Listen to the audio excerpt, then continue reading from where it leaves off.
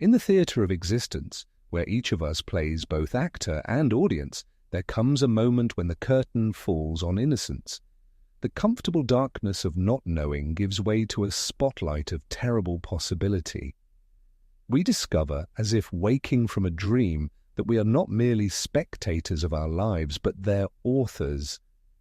This awakening is what Søren Kierkegaard, that solitary Danish thinker who walked the cobblestone streets of Copenhagen in the shadow of Hegel's system, called anxiety, that dizziness of freedom that precedes every authentic choice. Today we stand at the crossroads of an age defined by distraction, where the tyranny of the immediate threatens to drown out the whispers of eternity. In a world that offers endless options but few commitments, Kierkegaard's voice reaches across nearly 2 centuries with an urgent question: how does one become a self? Not merely a collection of social roles, digital profiles, or consumer preferences, but a singular existence that stands naked before the infinite. This is our journey today, to explore the burden of becoming through Kierkegaard's eyes, the vertigo that accompanies authentic selfhood, the paradox of faith, and the terrible responsibility of choice that makes us truly human. The awakening to anxiety. Consider a man standing at the edge of a cliff. Below him stretches an abyss of terrible depth. Nothing compels him forward. No external force pushes him toward the edge. Yet in this moment of perfect freedom, he feels something peculiar, the possibility of throwing himself over. This possibility, this freedom to choose even self-destruction, produces in him a strange vertigo, an anxious dizziness that is neither purely physical nor simply fear. It is anxiety, the awareness of freedom itself. This is Kierkegaard's famous example in The Concept of Anxiety, published under the pseudonym Vigilius Haufniensis in 1844.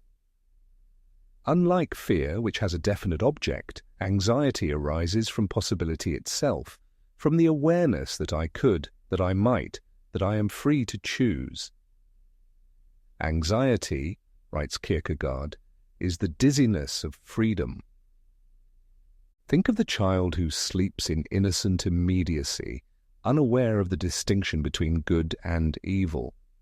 One day, as if awakening from a dream, the child discovers the power to say no, to defy, to choose. This is anxiety's first appearance, not as fear of punishment, but as the dizzying awareness of one's own freedom. Anxiety may be compared with dizziness, Kierkegaard writes. He whose eye happens to look down into the yawning abyss becomes dizzy. But what is the reason for this? It is just as much in his own eye as in the abyss. Anxiety is the dizziness of freedom, which emerges when the spirit wants to posit the synthesis, and freedom looks down into its own possibility. This anxiety haunts us all when we stand before life's pivotal moments, career choices, declarations of love, religious commitments. We feel its presence. It is not merely indecision or rational calculation, but the weight of becoming, the burden of authoring the next chapter of one's existence. The self as relation. But what is this self that experiences anxiety? For Kierkegaard, selfhood is not a static substance or an eternal soul in the traditional sense. In The Sickness unto Death, published under the pseudonym Anticlimacus, he offers one of philosophy's most profound definitions. The self is a relation that relates itself to itself. It is not the relation, but the relation's relating itself to itself. The self is not a thing but a task, an ongoing project of synthesis and becoming. We exist in the tension between necessity and possibility, between the finite and infinite, between the temporal and eternal, To be human is to exist in this place of tension, this middle ground where opposing forces meet, finitude and infinitude, necessity and possibility, time and eternity. The self is not situated in either tower, nor is it merely the rope itself.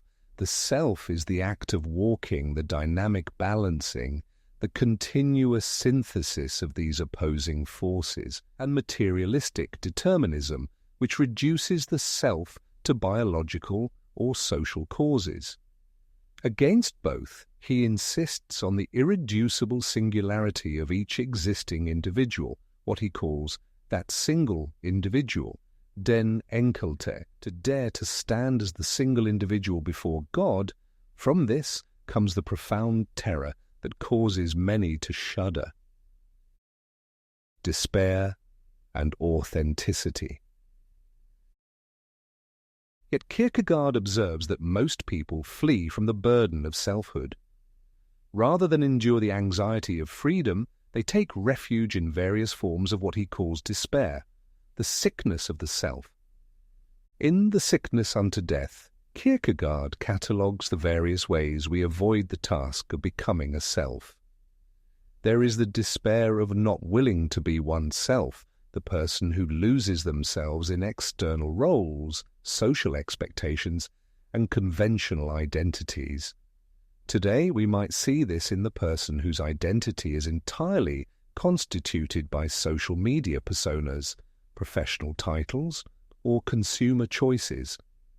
Then there is the despair of willing to be oneself, but on one's own terms, the aesthetic or ethical individual who believes they can create themselves through sheer will, apart from any higher calling or transcendent ground.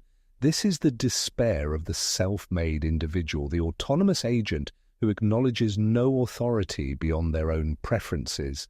How familiar these forms of despair appear in our modern landscape. The endless scroll of digital distraction, the cult of career advancement, the pursuit of pleasure divorced from purpose, are these not contemporary manifestations of Kierkegaard's diagnosis, the desperate attempt to flee from the burden of authentic selfhood? The biggest danger, Kierkegaard warns, is not that one fails to reach one's goal, but that one does not even try, that one is so afraid of failing that one does not even aspire to the highest. The 3 stages on life's way. Kierkegaard envisions 3 possible modes of existence, what he calls stages on life's way, through which an individual might journey. First comes the aesthetic stage, embodied by the figure of Don Juan in Either Or. The aesthetic individual lives for pleasure and immediacy, flitting from one experience to another without commitment or continuity. Like a butterfly sampling flowers in a garden, the aesthete refuses to bind themselves to any single choice. They live in the perpetual present, avoiding the anxiety of decision by never truly deciding anything at all, more seductively than ever. Enjoy yourself, it whispers, for tomorrow we die. Yet this enjoyment remains hollow, a desperate avoidance of the weight of existence. The ethical voice in Either Or advocates for marriage, career, and civic duty, the serious business of maturity. Here, the individual finds meaning in fulfilling their obligations, in becoming a responsible member of the community. Universal principles, however noble, cannot address the singular mystery of my existence, the fact that I am this particular person, in this particular situation, with this particular calling. Beyond both the aesthetic and ethical stages lies what Kierkegaard calls the religious stage, not a life of pious observance or theological dogma, but an existence characterized by the leap of faith. This is the realm where one confronts the paradoxes of existence and chooses oneself in absolute relation to the absolute. The Night of Faith and the Absurd The paradigmatic figure of the religious stage is Abraham, the knight of faith whose story Kierkegaard explores in Fear and Trembling. Called by God to sacrifice his beloved son Isaac, Abraham faces an impossible choice, a situation where ethical universals, thou shalt not kill, clash with his singular relationship to the divine and transcends logical comprehension. The Knight of Faith, writes Johannes de Silentio, Kierkegaard's pseudonym in Fear and Trembling, is a witness, never a teacher. The person of faith cannot justify themselves through universal categories or rational argument. They stand alone before the Absolute, suspended over 70,000 fathoms of water, with nothing to cling to but their relationship to God, reason or ethical universals. It is a faith that embraces paradox, that acknowledges the limits of human understanding and yet leaps into commitment nonetheless. The leap of faith. The leap of faith is perhaps Kierkegaard's most famous concept, though he never uses precisely this phrase. For him, authentic existence requires a decisive movement that cannot be mediated through logic, evidence, or gradual steps. There comes a moment when calculation must give way to commitment, when deliberation must yield to decision. It is quite true what philosophy says, that life must be understood backwards. But that makes one forget the other saying, that it must be lived forwards, Kierkegaard writes. The more one ponders this, the more intensely one comes to realize that life can never really be understood in time, precisely because at no moment can I find complete rest in which to assume the position backwards. Toward becoming the singular individual one is called to be. The leap acknowledges what Kierkegaard calls the absolute paradox, that eternal truth has entered time, that the infinite has become finite, that the absolute has revealed itself in the contingent circumstances of history. Of data, no ethical system, no social consensus can spare you the burden of choice. At some point, you must leap. You must commit yourself to a path that cannot be fully justified in advance.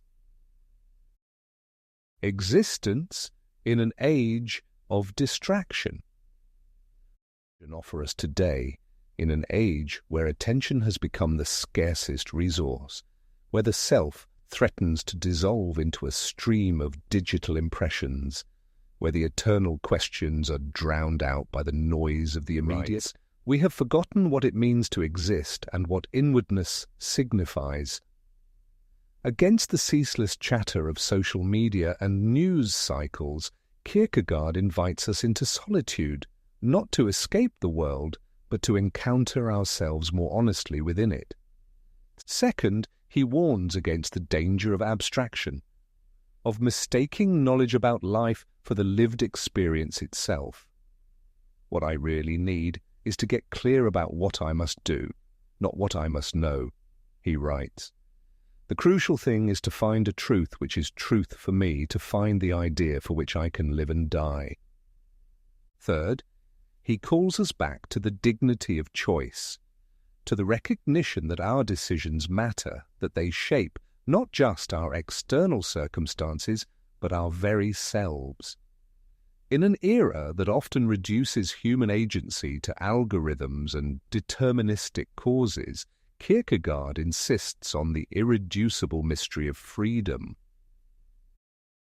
Conclusion: the burden and the blessing. The burden of becoming is indeed heavy.